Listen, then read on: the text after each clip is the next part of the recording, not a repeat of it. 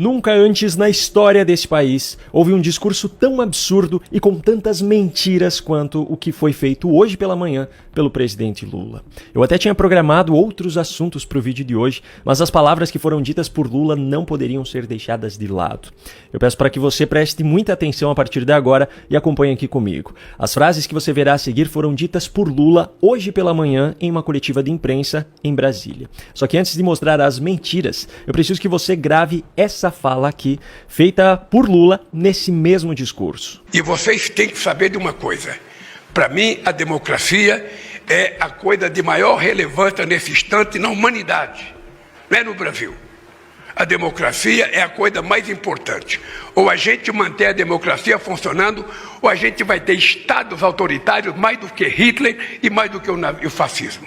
Ok, agora eu vou mostrar outro trecho do mesmo evento, onde ele fala sobre o que acaba com a democracia. Eu quero me colocar mais à disposição de vocês para que a gente possa começar a derrotar definitivamente a mentira desse país. Não é possível o que está acontecendo no mundo com a democracia. A democracia, na verdade, será a grande derrotada se a gente permitir o crescimento da extrema-direita no mundo inteiro, como está acontecendo, se a gente permitir a vitória da fake news, como está acontecendo, e se a gente permitir a mentira, vitoriosa, ganhando da verdade. A mentira derrota a democracia e isso leva a regimes autoritários piores do que os que já existiram ao longo da história. Com isso claro em mente, vamos agora ao que interessa. Começando por essa simples frase aqui. Porque eu não sou daqueles que passam o governo inteiro tentando jogar a culpa em cima do outro e não pensam o que vai fazer daqui para frente. Pois é, o mesmo Lula que teve a audácia de fazer essa afirmação mentirosa havia dito isso aqui apenas alguns segundos antes. Porque quando nós assumimos o governo, a gente tinha muita clareza da dificuldade que nós íamos encontrar, porque era público pela divulgação de vocês que o país estava desmontado. O Estado foi desmontado. As políticas públicas deixaram de existir. Ministérios foram destruídos. Instituições pararam de funcionar. Então nós sabíamos que nós tínhamos que recuperar tudo. Mas isso era só o começo. Outra mentira que eu preciso destacar aqui é uma que Lula vem adaptando com o passar do tempo do seu atual mandato. E é por isso que eu digo para todo mundo que este ano é o ano mais importante do governo, porque é o ano em que a gente começa a grande colheita de tudo que foi plantado em 2023 e 2024. Pois é, na metade de 2023 ele dizia que os 6 primeiros meses de mandato foram de plantio e que dali para frente começaria a colheita. Quando 2023 chegou ao fim, a nova versão da narrativa era de que 2023 havia sido o ano do plantio e 2024 seria o ano da colheita. Eu digo que o ano de 2023, Mário, foi um ano que a gente arou a terra, jogou adubo, que a gente jogou semente, que a gente cobriu a semente, e agora esse ano de 2024 é o ano que a gente quer colher. É o ano da colheita daquilo que a gente plantou em 2023. Só que o ano de 2024 passou e os resultados prometidos por ele não chegaram. Agora, Lula afirma que a colheita será em 2025. No final desse ano, ele dirá que os seus 3 primeiros anos de mandato foram para o plantio e que a colheita será no ano seguinte. Da metade de 2026 em diante, quando estiver já em campanha eleitoral, Lula dirá que os 4 anos do seu primeiro mandato foram para plantio e que a colheita será nos 4 anos seguintes, desde que ele seja reeleito, é claro. Por falar em mandatos, você deve lembrar muito bem que até dezembro de 2024, Lula atacava constantemente o então presidente do Banco Central, Campos Neto, principalmente quando o Copom precisava elevar a taxa básica de juros. A culpa era sempre de Campos Neto. Só que o mandato de Campos Neto se encerrou em dezembro de 2024 e em janeiro de 2025 quem assumiu a presidência do Banco Central foi Gabriel Galípolo, o indicado de Lula. Nessa quarta-feira, o Copom anunciou uma nova elevação na taxa Selic, que passou a ser de 13,25%.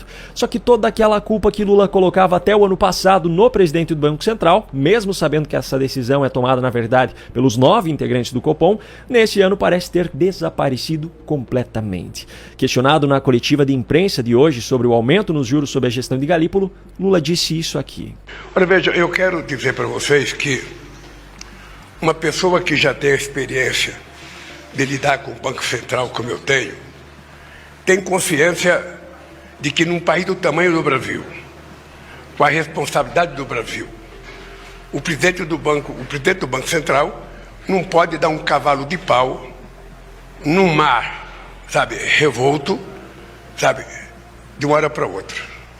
Já estava praticamente demarcado a necessidade da subida de juros pelo outro presidente, e o Galípolo fez aquilo que ele entendeu que deveria fazer. Nós temos consciência de que é preciso ter paciência. Eu tenho 100% de confiança no trabalho do presidente do Banco Central. Eu tenho certeza que ele vai criar as condições para entregar ao povo brasileiro uma taxa de juros menor, no tempo em que a política permitir que ele faça. Olha, eu não sei o que é pior, se é a completa mudança de discurso sobre o mesmo tipo de decisão, ou se é o fato de Lula dizer que o presidente do Banco Central não pode dar um cavalo de pau em um mar revolto, admitindo, portanto, que a situação econômica durante o seu governo está péssima, ou ainda se é Lula ter dito que Galípolo entregará uma taxa de juros menor no tempo em que a política permitir que ele faça, também admitindo assim o caos que foi causado pelo seu governo e reconhecendo que as elevações na Selic durante a gestão de Campos Neto foram culpa do próprio governo Lula. Mas a pior parte dessa coletiva ainda estava por vir. Quando o assunto pendeu para o lado do déficit fiscal, o festival das mentiras absurdas começou. Olha só. Vocês sabem o quanto nós passamos de apuro com as pessoas dizendo não, porque o déficit fiscal, porque o déficit fiscal, porque o déficit fiscal. O que aconteceu com o déficit fiscal? O que aconteceu? 0,1%. 0,1% é zero. Não, 0,1% do PIB, que era o que Lula estava se referindo, não é zero. Considerando o PIB do Brasil em 2023, já que o de 2024 ainda não foi divulgado, 0,1% corresponde a mais de 10 bilhões de reais. 10 bilhões é muito diferente de zero. Mas ele ainda estava só começando. Eu volto a repetir, 0,1 é zero. As pessoas que passaram o ano inteiro falando do famoso déficit fiscal deveriam pedir desculpa ao Haddad. Haddad, desculpa, a gente não acreditou em você, a gente duvidou de você, desculpa. Não, mas não pedem. Não pedem, porque as pessoas que falam coisas erradas e depois não acontece, não têm humildade de falar, nós erramos. Lula volta a repetir a mentira e eu volto a repetir a verdade. 0,1% do PIB é muito diferente de zero. Mas vamos seguir adiante. Eu vou só repetir o seguinte. Não existiu rombo fiscal. Rombo fiscal existiu no governo passado. No governo passado, houve rombo fiscal de quase 2,6%. No nosso não houve. Aliás, se não fosse o Rio Grande do Sul, nós teríamos feito superávit. Pela primeira vez em muitas décadas. Olha, só essa fala já seria o suficiente para pedir música no Fantástico, porque foram 3 mentiras seguidas. Lula diz que não houve rombo fiscal no seu governo, mas a verdade é que houve rombo de 230 bilhões de reais no ano de 2023, o que representou 2,1% do PIB. Olha o querido Fantástico da Globo provando isso. Lula disse que no governo passado é que houve rombo fiscal, quando na verdade, mesmo após a pandemia, a gestão anterior conseguiu fechar o ano de 2022 com superávit de 54,1 bilhões de reais. Mais uma vez, olha aqui a queridinha Globo noticiando isso. Lula disse que se não fosse as despesas com o Rio Grande do Sul, o seu governo teria superávit no ano passado. Mas a verdade é que mesmo desconsiderando as despesas decorrentes das enchentes no Sul, como o Congresso autorizou o governo a fazer, o governo deve fechar o ano com déficit de 0,1% do PIB, segundo o próprio Haddad, segundo o que o próprio Lula estava falando hoje.